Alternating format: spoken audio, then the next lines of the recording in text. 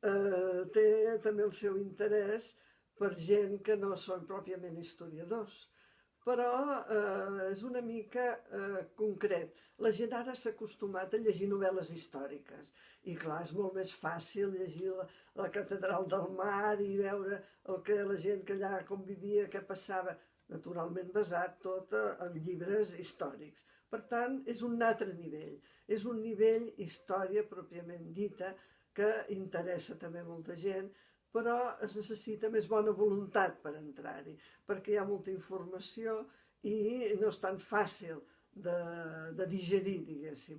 Però els aficionats a la història jo crec que hi poden trobar un plaer per conèixer una societat molt concreta, perquè es veuen els seus costums, les famílies, els inventaris de les cases, per exemple, la d'un metge, el que tenia el metge dins de casa seva. O sigui, això jo crec que pot entrar dins dels punts de mira de gent que no són pròpiament historiadors.